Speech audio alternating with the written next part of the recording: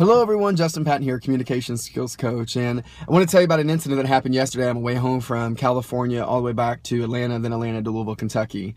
And our plane was running late from California, so we were going to arrive in Atlanta late. And everyone, of course, at this point, we were like 30 minutes late. People are worried about getting their connections. Of course, some people are actually going to miss their connection flights home. And, you know, when it's 10 o'clock at night, all you really want to do is just get home and be where it's comfortable. And as the plane was actually pulling in to the gate, you can tell people were really getting restless. And right before the plane came to a stop, a man had taken off his seatbelt and got up and started trying to walk down the aisle really fast to try to, get in front of everybody to catch his flight and his connection.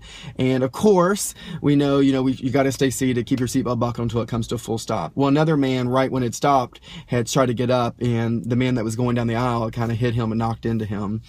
And this man turned around and started berating the guy that got up too soon, and started trying to shame him and to tell him, you think you're better than everybody, you're not the only one that has connection flights, and all this and all this stuff going on. Made it pretty uncomfortable for everyone else. And the only thing that I could think about was, sometimes we've got to forgive people, to understand that people make mistakes. That man made a mistake by getting up early. He could have put other people in harm.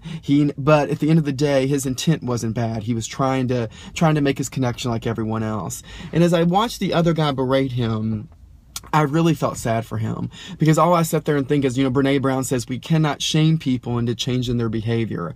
And all that man was trying to do was shame that other man into changing his behavior. And after the first couple comments, I'm sure he got the point. He realized he made a mistake. But sometimes we try to make ourselves judge and jury of everyone else. And because people make mistakes, I'm going to prove to you why your mistake's wrong. And I'm going to punish you by trying to shame you either through my words or in front of other people. And can we sometimes take a step back, let our ego go, because our ego makes us critical, judgmental, and just acknowledge that this person made a mistake? And can I be willing to, as maybe mad and as angry as I am in that moment, can I not make myself judge and jury and forgive that person and make some different choices?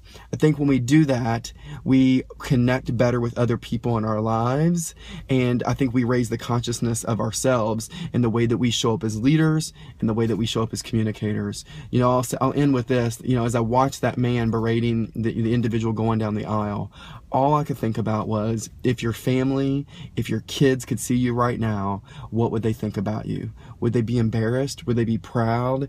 And I think sometimes that's a good reminder, is, would my family or my children or my partner be proud of my behavior and how I'm showing up in this very moment? So I hope it gives you something to think about. Know that people make mistakes. Hell, I make mistakes all the time.